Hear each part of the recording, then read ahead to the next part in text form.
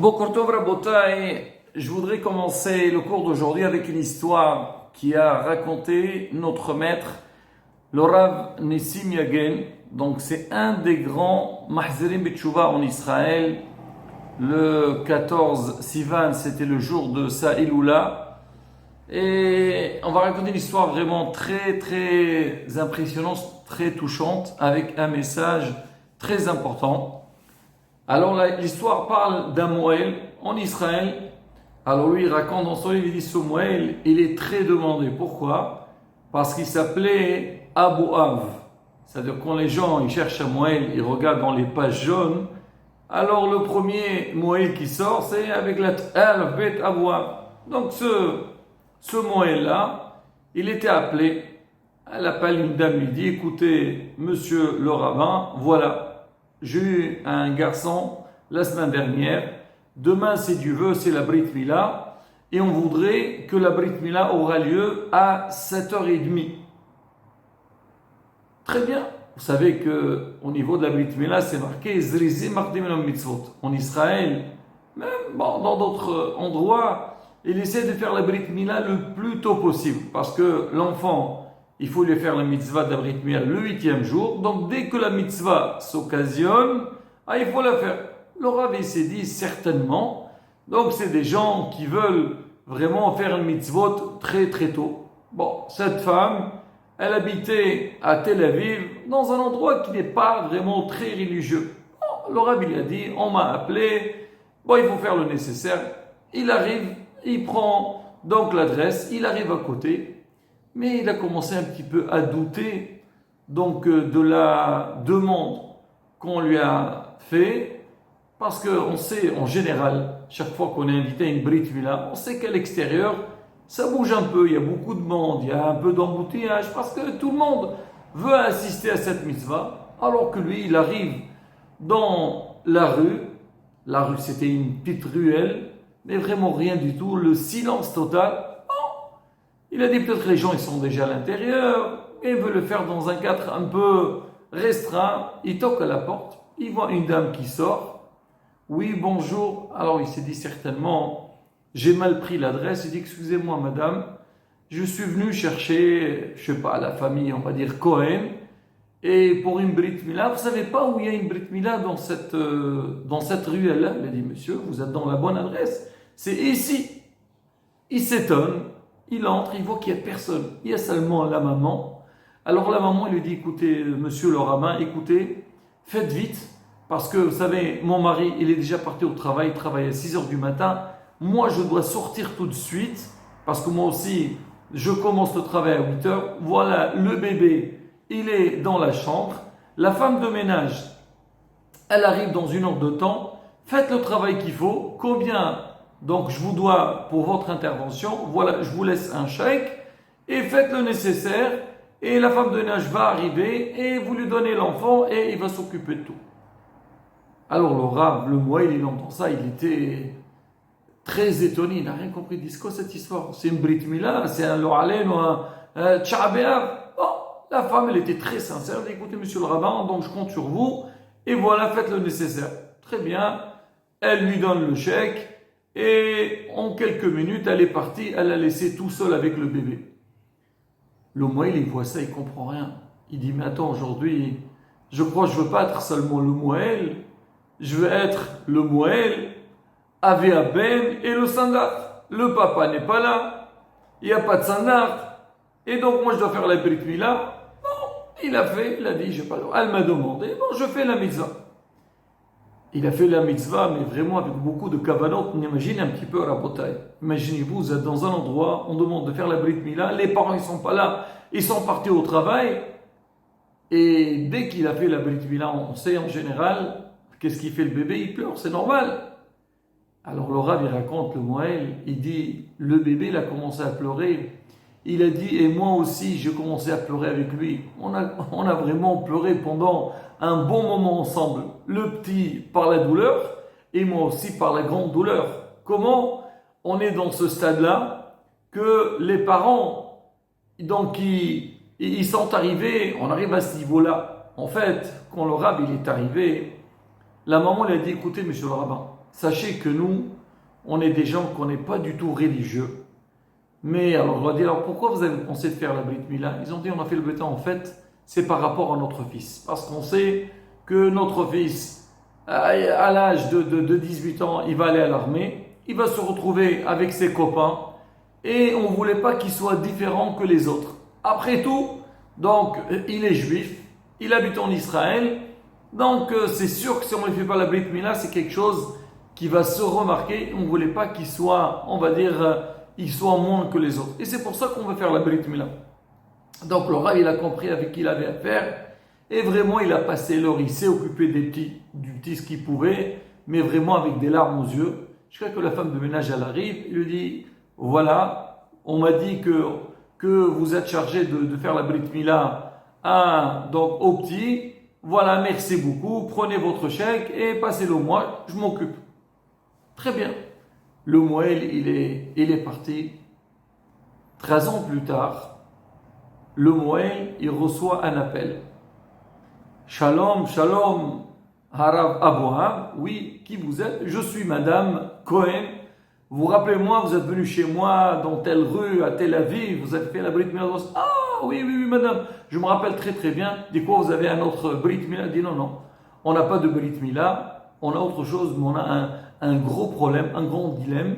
Mais on s'est dit que vous serez peut-être la personne qui pourrait nous aider face à ce dilemme-là. Le Rav, il a dit, pas de souci. Alors venez, voilà, j'habite tel et tel endroit. Venez, je vous reçois et je suis là pour vous aider. Alors, les parents, ils sont arrivés. Le Rav, ils leur dit, alors, qu'est-ce qui se passe? Qu'est-ce qu'il y a? Il a dit, écoutez, vous vous rappelez bien de la Brit Mila? Il dit, oui, bien sûr, je me rappelle très bien. Et sachez que le chèque que vous m'avez laissé, je ne l'ai pas encaissé parce que pour moi, donc c'est une Brit Mila très spéciale. Et moi, je voulais toujours avoir un rappel de ce qui s'est passé parce qu'il y a des leçons derrière tout ça. Ah d'accord, il dit, alors qu'est-ce qui se passe? Comment il va le petit? Il dit, justement, là, on a un gros problème avec le petit. Là, il y a quelques semaines, le petit, il nous demande, il veut aller à la yeshiva étudier la Torah. Yeshiva, Torah? Mais nous, qu'est-ce qu'on a à faire avec la Torah? On est vraiment complètement à côté. On n'a aucun lien avec la Torah. L'enfant, il ne veut plus manger. Il a dit, si vous ne m'amenez pas à la yeshiva, moi, je leur allais, il fait une grève de faim et vraiment, il était dans un état très compliqué. On a essayé de l'amener chez les psychologues, les psychiatres, rien à faire.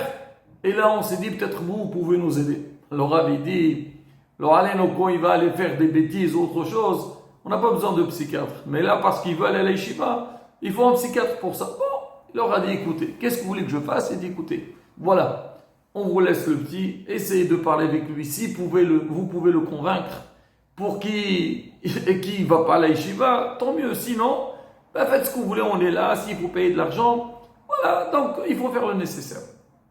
Alors le moyen, il dit, bien sûr, j'ai pris le petit et Baruch Hashem, j'ai amené à la yeshiva et on a vu en lui vraiment il était assoiffé d'apprendre la Torah et devenir un gadol d'Israël. Donc le Rav, Rabbi Nissim Yagen, Zechron al-Bracha, alors c'est lui qui raconte cette histoire avec ce Moël-là. Il a dit, on a besoin de réfléchir. Quel rapport? Pourquoi ce petit, une fois arrivé à l'âge de la bar mitzvah, il a eu cette demande? Quel rapport? Il a grandi dans un milieu complètement loin de Torah et mitzvot. En général, donc un enfant, donc il est assoiffé des choses qu'il voit, des plaisirs de ce monde-là. Qu'est-ce qu'il a trouvé? C'est quoi qui l'a poussé de vouloir aller étudier à la yeshiva? Le Rav, il a réfléchi, il a dit, je sais c'est quoi la raison. Il dit, parce qu'au moment que le Moël, il a pleuré après la Brit Mila, le petit, il a pleuré avec lui en même temps. On a vu aussi qu'il a pleuré avec eux. Nous aussi, on a envie de pleurer quand on entend des choses pareilles. Rabotai, c'est tellement émouvant et touchant. Il a dit, il y avait trois qui ont pleuré à ce moment-là. Le Moël, sur la situation. Le petit, pour la douleur, et à savoir, si sa neshama, elle ne criait pas. Mais il y a un avis, il s'est dit, moi, j'ai envie. Il était présent, parce que dans une breda, il était présent. Et il y a un avis, il a fait tout le travail pour que cet enfant-là, il revienne à la source. Et à savoir, si c'est plus tard, il n'a pas ramené sa famille vers Torah et Mitzvot Ma'asim Tovim. Le Rabbi dit, Rabotai, c'est ça la force de la tefila. C'est quoi une tefila? Un homme ne peut pas savoir. Une tefila qui s'est passée 13 ans plus tôt, elle agit 13 ans plus tard. Et Rabotai, ça c'est un message qui est très important pour nous. Nous, toujours, Am Israël, on sait, Am Israël, la tefila, on sait l'importance. Mais surtout aujourd'hui, Rabotai, que voilà, on est en train de vivre le déconfinement et les choses, ils commencent à revenir. Alors, on espère, Bezrat Hashem, qu'il n'y aura plus de problèmes, que tout soit normal, la réfouach les mains pour tout le monde. Rabotai, il y a aussi un point qui est très important. Là, on est de retour aux synagogues.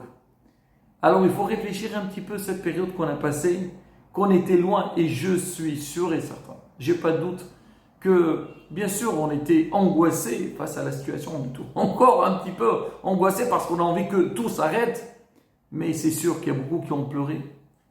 Ils ont dit quoi? Comment ça se fait?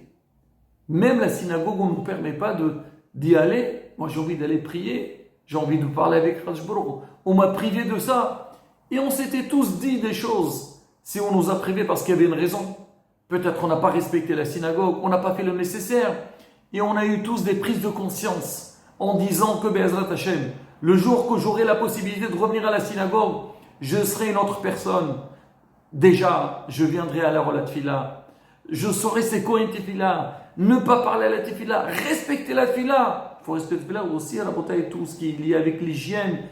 Faire très attention à la bataille. Pour ne pas dire à cause de la synagogue, encore une fois. Mais en tous les cas, la bataille. Chacun il essaye de réfléchir. Comment j'étais pendant cette période, quand j'étais pas bien, il y avait quelque chose qui me dérangeait, je disais quand est-ce que je reviens à la synagogue? Là on revient à la bataille comme si il n'y a rien n'était. C'est sûr que beaucoup aujourd'hui ils ont comme c'est quoi la force, on le voit ici en Israël, bémit comment donc les rabbanim, les responsables communautaires, mais vraiment comment ils font très attention. Déjà, le mal, tout ce qui en suit, même au niveau de la parole, et ça se répète cette phrase. Rabotai voulait qu'on nous renvoie à nouveau des synagogues. Combien, Rabotai, on doit mettre ça en face. Comme on dit, chacun, il essaie d'imaginer comment il était chez lui à la maison, il avait besoin de prier. Il y a quelques semaines, il m'a appelé. Il m'a dit, Rav, est-ce que vous connaissez un endroit où il peut aller faire la tefila Betsivo? Je dis, qu'est-ce qu'il a dit son père? Il est niftar. Ça fait un mois qu'il n'a pas fait. Il n'a pas encore fait un kaddish pour son père. Il était assoiffé d'aller faire la prière. Et Baruch Hashem, bon, il est parti. Et la question, la suite, comment il a réagi? Est-ce que le lendemain, il a couru pour aller à la synagogue? Et ça, Rabotai, c'est un message qui est très important, auquel on doit faire des efforts sans arrêt. Mettre face à nous ce Inyan-là, et Bezrat Hashem. Quand Hashem, il voit les efforts qu'on fait, on verra des shorot. C'est vrai, c'est une grosse claque qu'on a reçue. Mais là, Baruch Hashem, donc voilà, on nous donne la permission à nouveau. Il faut vraiment faire le nécessaire et mettre face à soin cette fille-là. Je finis avec ça, toujours le Rabbi Again. Il lui a dit, je ne comprends pas, j'ai prié beaucoup et pourquoi Hachem n'écoute pas ma prière? Tu sais pourquoi Hachem n'écoute pas ta prière? Parce que toi aussi, tu n'entends pas ta prière.